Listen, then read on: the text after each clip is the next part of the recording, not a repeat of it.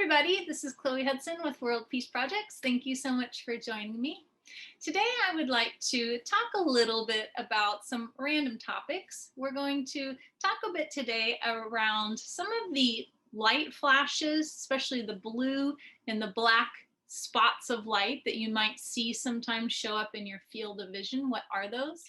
I also want to talk about if you're experiencing psychic attack or infiltration, some very practical, mundane ways to protect yourself and assist yourself. And then there's also been a request from one of my students to explore a bit more understanding around what is the technology of the soul. So we'll look at that as well today. So I am so happy you're here with me. If you would like to receive more information, such as articles, this week I'll be publishing an article on what are frequency signatures and how can you read them. Please feel free to sign up for a free e-newsletter at my website, worldpeaceprojects.global. You can also go to worldpeaceprojects.org to check out all of the classes and courses I have on offer.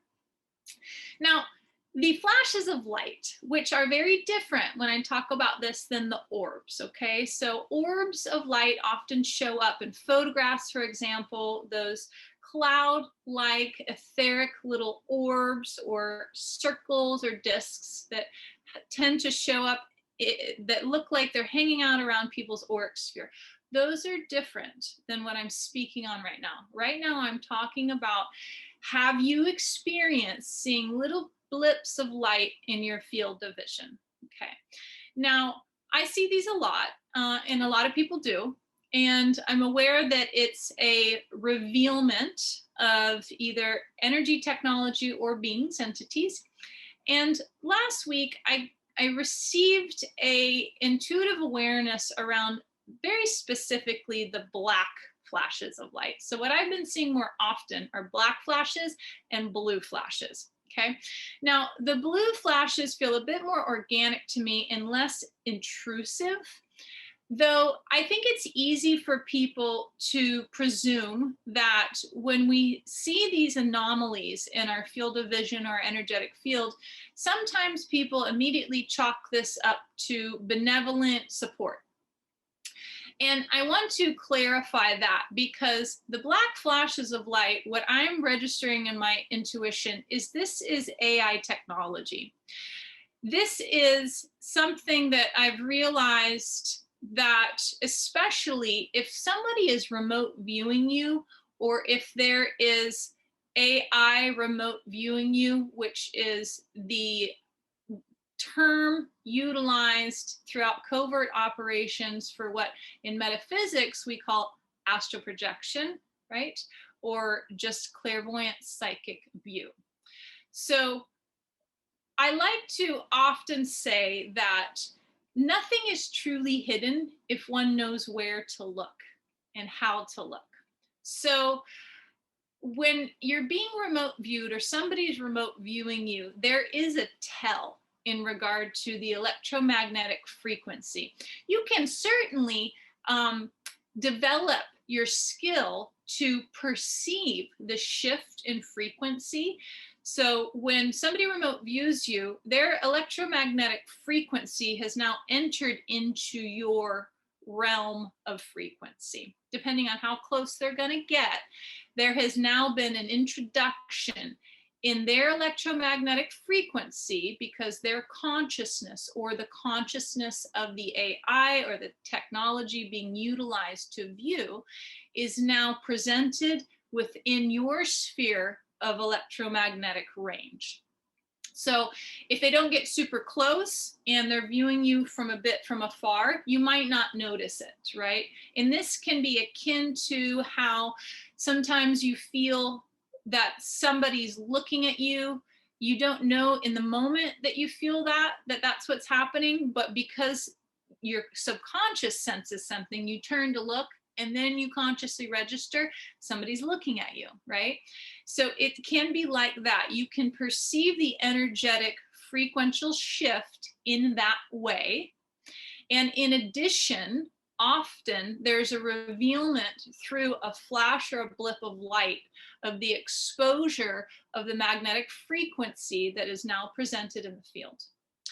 And specifically when it comes to the black light, that in my recent experience is much more AI, intrusive, unwelcome energies, consciousness, what have you.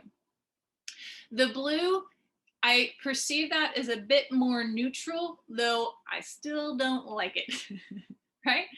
And so what can you do about this? Now, first of all, you know, we haven't talked about this in a long time on this channel.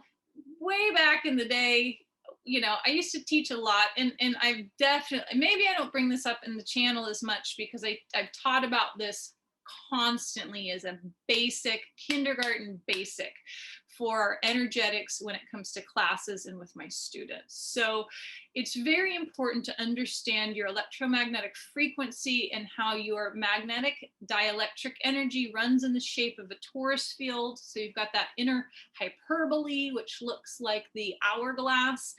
And then you've got the torus field on the outside, which is the way in which your energetics cycle. Electromagnetic frequencies in all things, regardless if it's technology or an organic being, a sentient being, they have electromagnetic frequency that's running the energetics in the shape of a torus field, right? So understanding your anatomy of your electromagnetic frequency is very important. And once you understand that anatomy, then you can be able to maneuver it and manipulate it and work with it. Because psychic protection and energetic boundaries, there is a requirement for you to be able to work with your electromagnetic frequency and use your will and your consciousness and, you know, your comfort of ease. Practice makes more practice, right? So the more you practice this, the better you get at it, so that you can actually command your electromagnetic space when you want to. So when these flashes of light show up and let's say they make you uneasy, or you don't know what it is, or maybe you're feeling a bit like, you know, a fish in a clear fishbowl, you need to be able to utilize your electromagnetic frequency to propel them out, to kick that out of your space, to create these energetic boundaries so that you cannot be viewed as easily, and you shore up your energetics, especially in those now moments. So that's just something I wanted to share there. So if you're getting these little flashes of light, work to shore up your field, even if this is an energy or a being that you presume to be benevolent.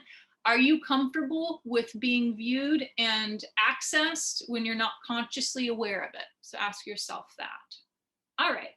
Now, another thing that I want to talk about is something that I've noticed for quite a while with a lot of clients is, so when there's psychic attack and energetic attack, and you know, we speak about a lot of different forms that can happen. So let me give some examples of psychic attack right now.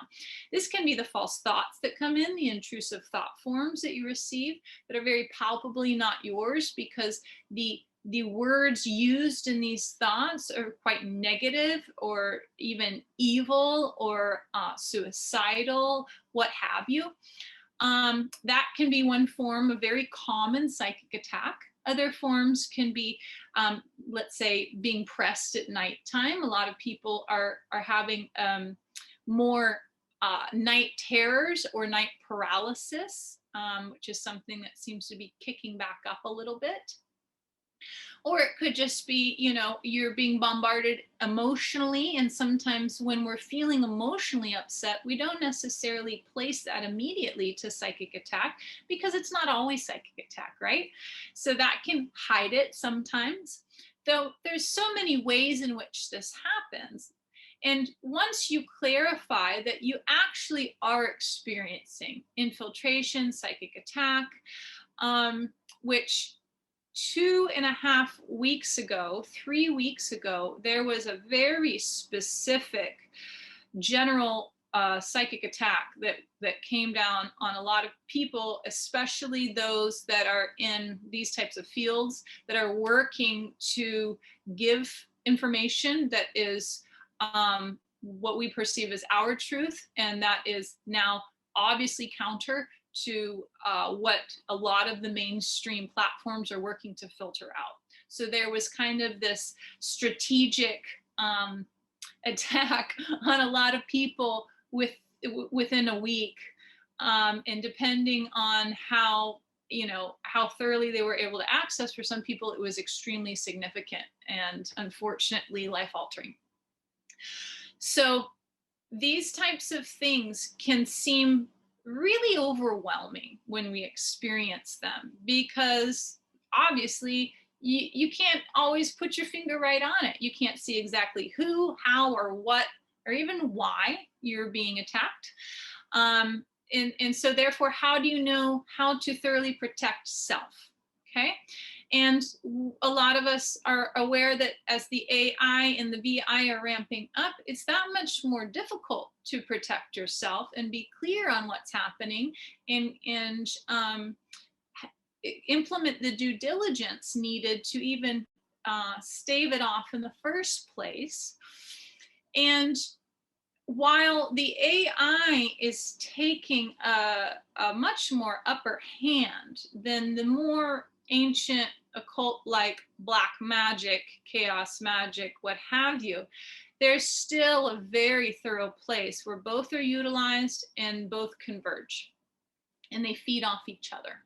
Okay, so if you're receiving and experiencing a significant amount of psychic attack to the level where you know exactly what it is, then one thing that I would suggest immediately, especially if you are struggling a lot with the invasive thoughts or negative imagery or flashes, or, in dream time, you're getting a lot of these night terrors or just really offensive access in your dream space, do a parasite cleanse.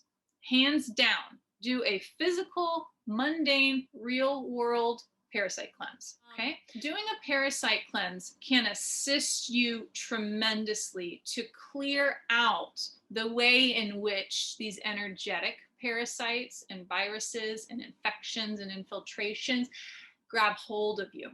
Okay. Because as we understand, they're multidimensional, they work on many levels. So it's important to also clear out the physical. And I have a lot of case study and experience with how physical parasites attract in and are all, it's the chicken or the egg here type of deal, right? Psychic attack and the ability to access you, because the physical expression is often a reflection of what's happening on the etheric, right? So if you've got these invaders in your body that are hidden, right, and they're leeching off of you, that is such a clear physical example of what's happening in the etheric as well. So purge that. That's a very grounded, real world way for you to help yourself and clear that out if that's something that's happening to you. Okay. Now, there was another request from a student who asked me to dive more deeply into understanding the technology of the soul. So I've written on this in different articles and spoken on it before, and we're just going to lightly touch on it here as well. And from my experience, I would like to help us understand more about what is the technology of the soul. Okay, so I like to think of this as your human is to your soul as your soul is to your spirit in a way. Okay, so we're kind of going like macro to micro.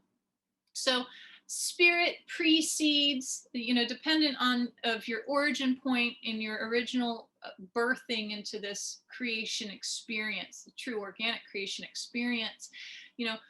This quite possibly for you, depending on your celestial inheritance, is omnipotent, predating this inverse matrix reality that we talk about a lot, right? So that's pre-soul, okay? That is the ability for you to connect into the all that is, expand out into everything, access micro into everything, throughout all realms, all dimensionalities, in whatever way you're able to access your spirit. All right.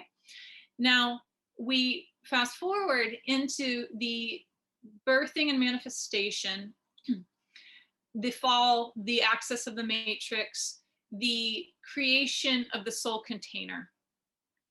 The soul is from how I perceive it and experience it, the soul is an accumulation of your experiences. It's like, how your ego is an action-driven experiencer and interface in your human reality. Doesn't make it negative. The ego is a very important part of your existence as a human, but it's important to understand how to command and tame the ego, because it can get out of hand, just like the mind. Same with the soul, right? The soul is also highly susceptible to belief systems, which are fallible, to say the least. And the soul is the primary anchor into these karmic loop cycles that keep you trapped in the incarnation. What did we used to call it, the moon recycle station, basically, right? So your soul can potentially have a tremendous amount of experience and information and access that you can just spend your life diving into, when it comes into shadow work and astral projecting and accessing other timelines, lifetimes, what have you. But the thing about that is the soul is also highly susceptible to hijack, manipulation.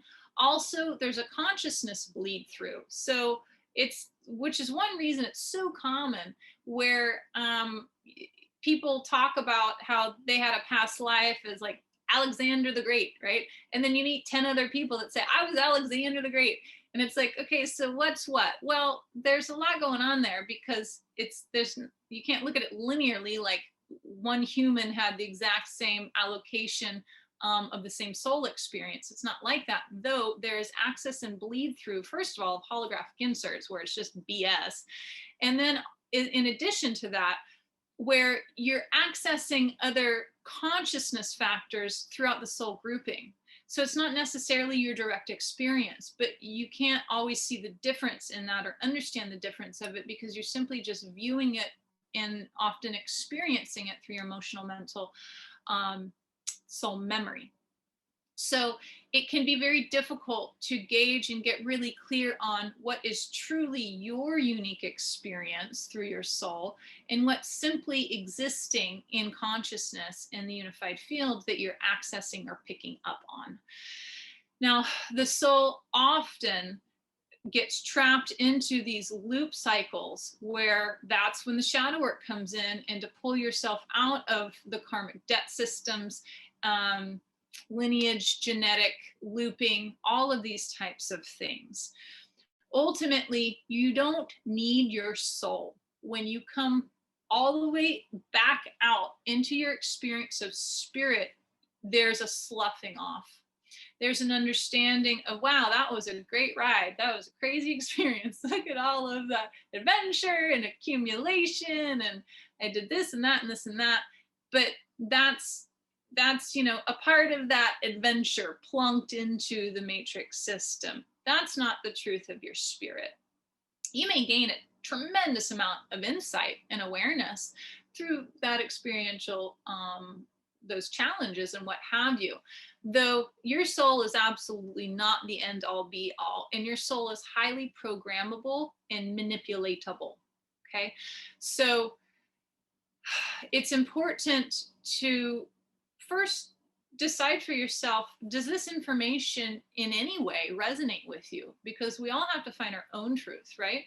And if it does, have you only been connected when you think of yourself as a more expansive being, if you do, beyond your humanity, with your soul? Has that been the top layer of access for you when it comes to what you perceive, in however you say it or think of it, is your connection with spirit, or with eternal life, creation, essence, what have you? because the soul is also something that has been designed, engineered, programmed, constantly altered, updated, and it is accessible, right? We talk a lot about soul fractures, right? Now, spirit isn't going to fracture in the way a soul is going to fracture. Because of our ability to withdraw from spirit and lose direct connection and access to spirit, we can start to move away from that purity of our truth as spirit. Though, even if because of moving more into the seduction of the soul, you start to lose your access and your remembrance with spirit, spirit's still there. Okay, spirit didn't go anywhere. You started to pull away and fall away from or lose sight of what have you of spirit.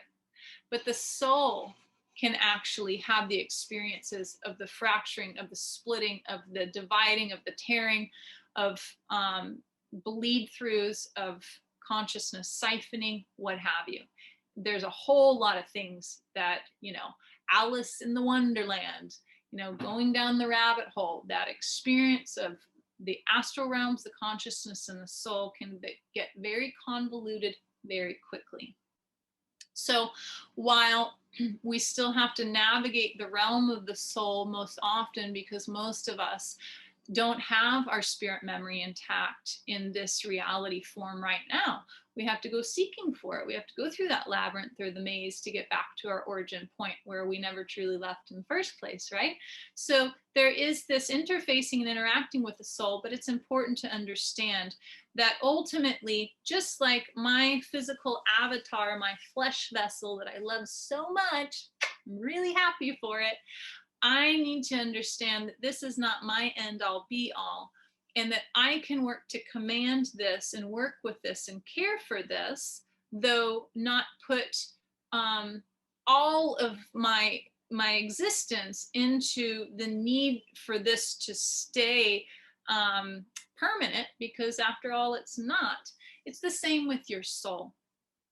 You need to work, if you're efforting to access and remember spirit more and more and embody your truth, then it's important to understand the nature of the soul, the technology of the soul as much as possible, and how can you alter and work with that, and ultimately work to release the soul overlay that is imposed onto the spirit, which is that degree of separation from your spirit. So, I work with intuitive soul advancement a lot. And that's a term that I like because I like the way it sounds, intuitive soul advancement, right? Though ultimately, for me, what is intuitive soul advancement? It's the ability for me to intuit and remember that my soul is a technology, and through working through that and advancing my consciousness, hopefully, I don't know, my goal is in body. I can work to extract my memory out of my soul experience and embrace and remember my spirit, even if I still need to interface with my soul. I am that much more connected to spirit and clear that the soul is a technology that I am navigating. Right? It's another vessel, just like my physical body, that I utilize to navigate, because I'm here interacting and immersed into this matrix reality. Therefore, I have to play with the technology that is available to me, though it is not my ultimate truth.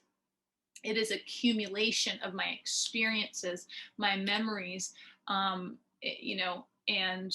a whole lot of other things that are infiltrated and overlaid into that, which are convoluted and ultimately not my truth as spirit.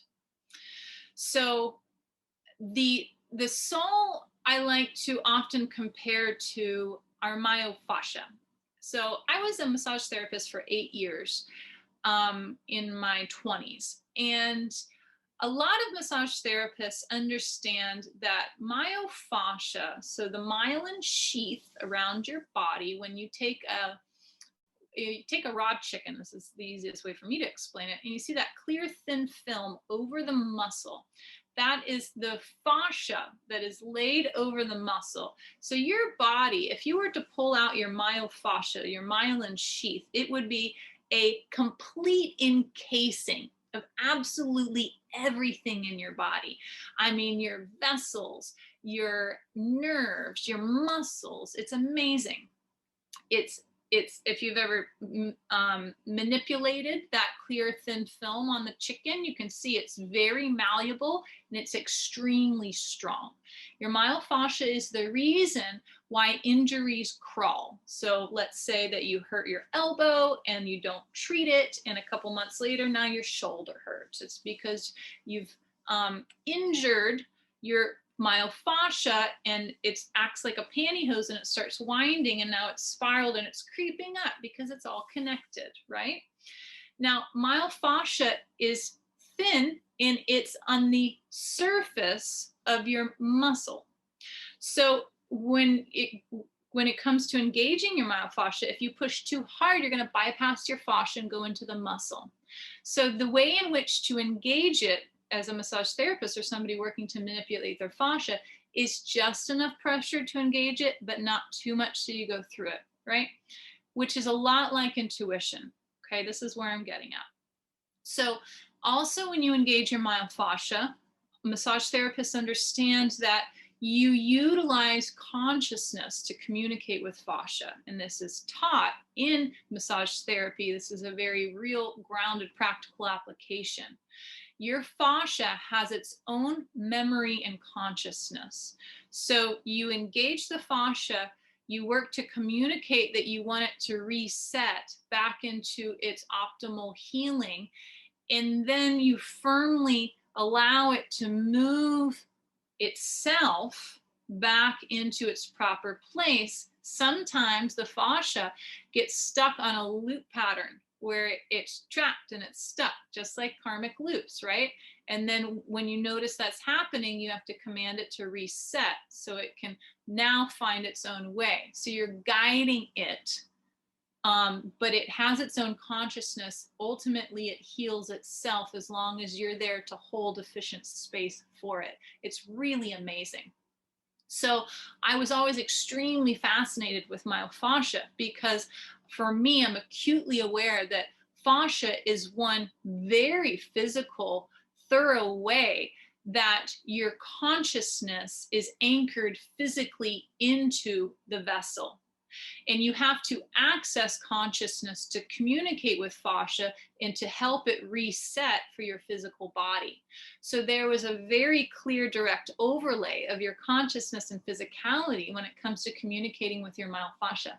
And your myofascia, it also, as I said, it covers all things. It protects all things. Your fascia is so strong, it has the ability to pull bones out of place. The PSI pressure of myofascia per square inch is fantastic. It's really, really strong, but super malleable, right? And so for me in that way, it's so much like intuition and consciousness. So it's kind of the same to me when I talk about how your myofascia is for your physical body, of how the soul is to your human, right? So your soul has its own access to consciousness within its limited scope, because the soul was created within the inverse matrix, right? So it may have access to memory and awareness skewed or framed through the lens of the matrix, access and viewing into spirit, though it's not of organic spirit creation in the way that it was birthed as a pure essence outside of the matrix. So when you're working with your soul, there is a way for your soul to navigate you through a very thorough level, to a certain extent, of a higher truth than maybe you're aware of consciously. But it's only going to take you that far. Your spirit needs to ultimately be the guide, as long as you utilize the soul in the certain ways and you work to graduate or advance the soul in your ability to use it or work with it, make friends with it and make peace with it. and help it to release the tremendous amount of baggage and experience that it has accumulated. So that's a really good way to work with your soul. Your soul has so much information to offer you, but your soul is absolutely fallible. And ultimately, the design is a structural system made to limit you and to compartmentalize you, just like we experience with the firmament. So you can think about it as its own firmament around, your access to spirit. Right? I hope that that made sense, guys. If you would like to connect with me further, please feel free to reach out. I love to offer one-on-one sessions. I do consciousness coaching packages. There are courses on offer, classes, and soon I'll be relaunching some new live classes. And I'd like to start doing Q&A again with you guys. So always feel free to drop a note, ask any questions. I'd be happy to answer them if they're appropriate. Please give me a thumbs up, subscribe to the channel. It really helps me. I really appreciate all your likes. And thank you so much for the support. I love you guys very much. I hope you're really doing fantastic. I hope to talk to you again soon. Bye.